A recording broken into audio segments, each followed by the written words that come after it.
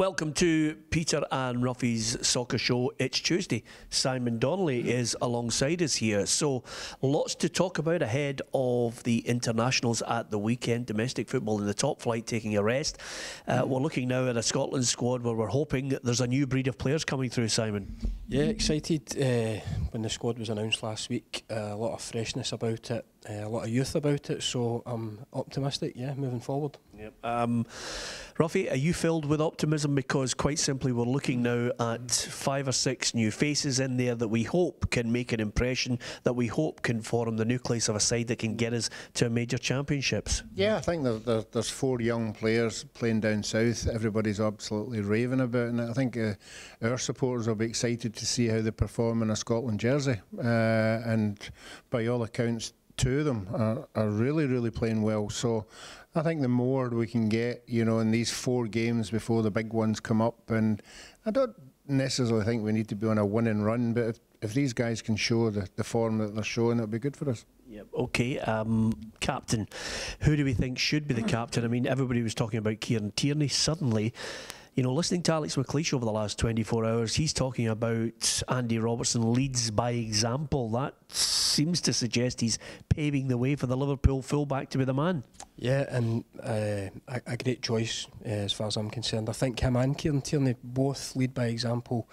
Good young Scottish players that have kicked on with their careers. Andy's careers just went from strength to strength down at Liverpool. A permanent fixture and an exciting attacking Liverpool team, playing with top players.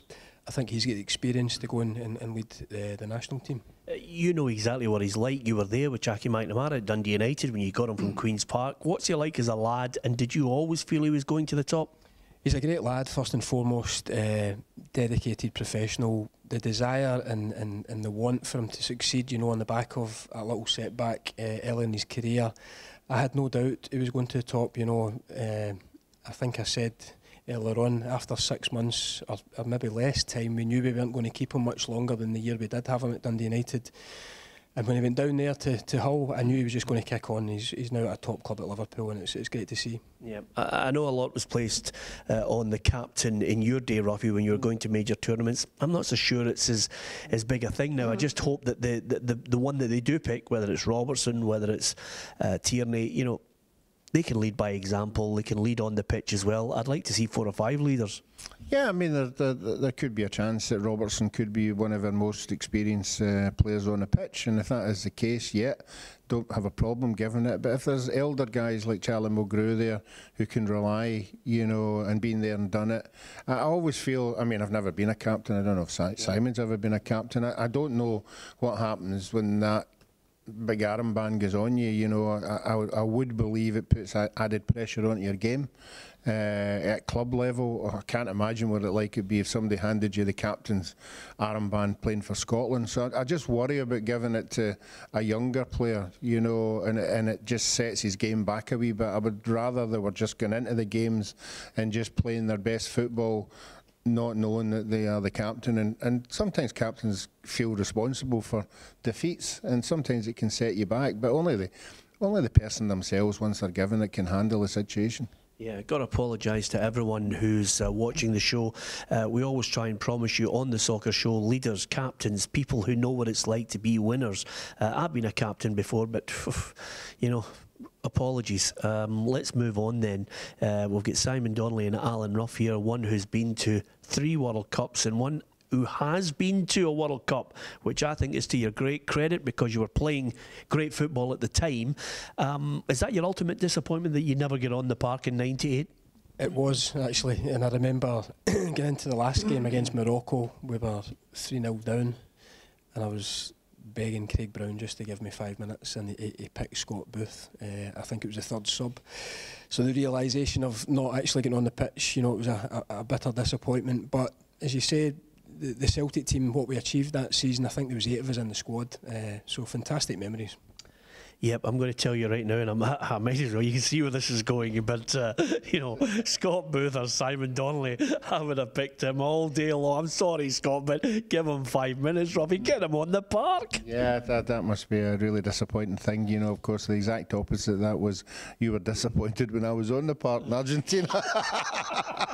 I wasn't disappointed in you. I was disappointed that your lot just kept arguing about money and it all went pear-shaped, you know. Did you? There's a thing. Did you have the bonuses sorted out before you even hit the turf? The bonus for me would be on the plane. There you are, Robbie. No, it was, as I say, fantastic. You know, that squad was really full of experience, really good players in it. But unfortunately, typical Scotland, we fell short, as we always seem to do. Yeah, I mean, Morocco was a particular it was disappointing. You can't be disappointed with Brazil. No, but, you know, we were standing in the tunnel before that game, and Ronaldo had the new gold boots on, and every Scottish player was just transfixed with these boots. And Craig Brown came out and says, you know, boys, relax, because they are themselves. He was insinuating that they were scared of us when we were just staring at Ronaldo's boots. Yeah. And did it take you long to get over, no letting the nation down? Yeah. Well,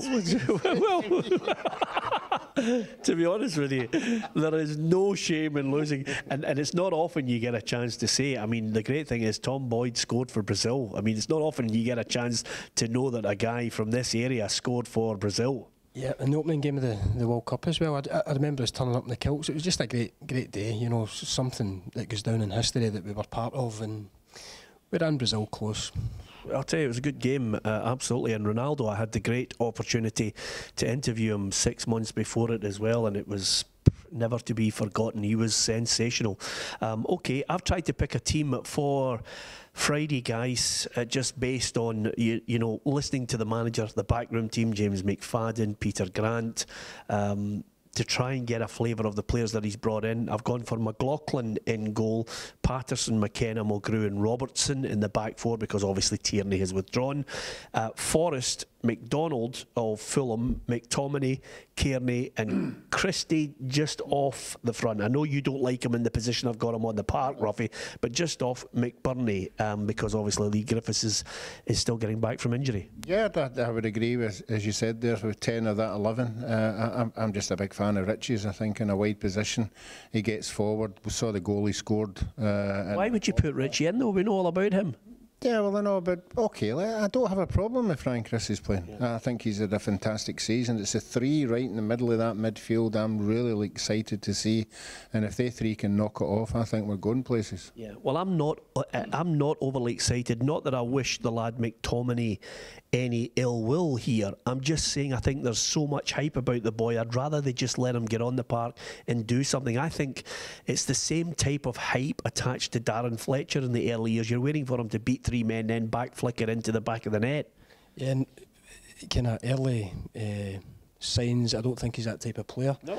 I think the excitement obviously comes because he's forced himself into the Manchester United team, and I think people sometimes assume then that he's going to come up here and rip it up for us. I think he's more a kind of defensive midfielder from what I've seen so far. So if he brings that kind of stability there and allows the other players to go and create, then great, because we've obviously just lost Scott Brown, who can do that job exceptionally well. So I'm looking forward to the kid coming in and seeing what he can do. Yeah, okay, a couple of things to discuss before we finish. Refereeing mistakes. I thought it was an interesting read this morning in one of the tabloid papers. Charlie Richmond saying, you know, the referees, they're not under any great pressure because it's a cushy affair at the SFA where there's nobody coming behind them to pressure them so they could get dropped. There's not a good standard of refereeing in the country, and if they make a bad decision, you know, they're untouchable with the SFA.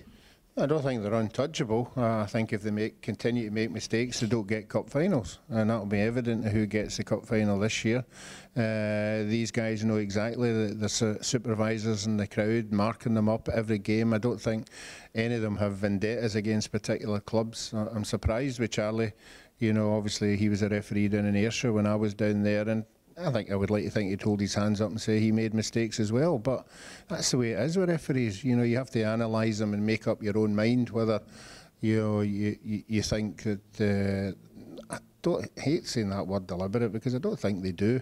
And he's thrown out there, and okay, it's a great big story, 5 orderings off, but I think if you went through these ordering offs one by one, you could pick bones in them. So I don't think he deliberately went out to send 5 Motherwell players off. Yeah, no, I'm not.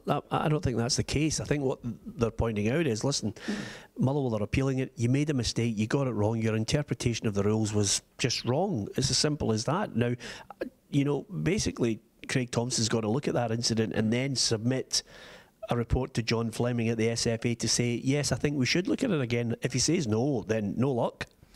I don't think if you look at the replay he can say no. I think he would have to hold his hands up and say, look, I've got that one wrong, and move on. I don't, you know, wish anything against the referees. It's a tough job. I've gave them stick over the years as a player and a coach, but I've tried to referee games in training. I know how difficult it is. So the guy's made a mistake. Unfortunately, the link with Motherwell this, the 5 games, it's just a coincidence. You know, there's nothing more to it. I don't think it's a vendetta on Craig's side at all. But the one at the weekend, he has to put his hands up and say, you know, I've made a mistake there. Yeah, okay. Just to finish, I'm reading stories now that Mo Salah scoring goals for fun for Liverpool, and suddenly 200 million, Paris Saint-Germain, Barcelona, Real Madrid, they're all looking at him now. You know, having a soft spot for Liverpool. I hope he stays there in the red and white.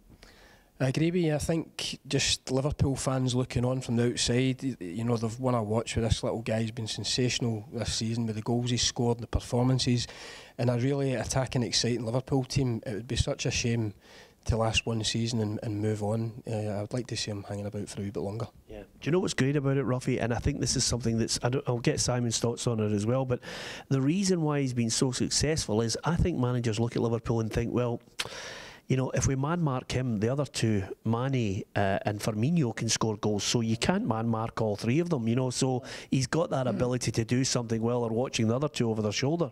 No, he said, as Simon said, he's had a wonderful season. I don't think you can justify the kind of money you're talking about in one season. I think you've got to do it over more than that. He's certainly done it in the European stage, and generally that's where these clubs judge whether that's the kind of player that they want. So for me, he's just got, I know he's done great, but he's just got to do a wee bit more for me. Yeah. Do you think it's because they've got so many other options now, Liverpool? I think if he stays, it shows the intent for Liverpool for the next couple of years, because they want to be a force again. If he goes, then I think Liverpool fans have just got to accept you're not going to win the league in another 3 or 4 years, because this is a selling club.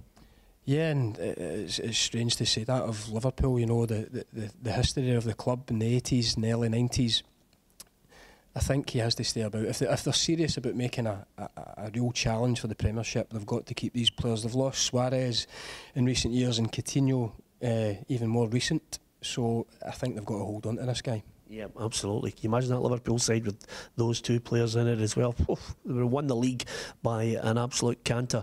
Anyway, you can but wish. Hopefully you've enjoyed the programme. Barry Ferguson will be with us on tomorrow's soccer show, but great to have these 2 guys alongside me. Sorry they couldn't be captains. Were you a captain at school team? No, not even then. No, that's Ruffy. What about yourself? Too busy on detention. I can't even believe myself asking you. Were you at school?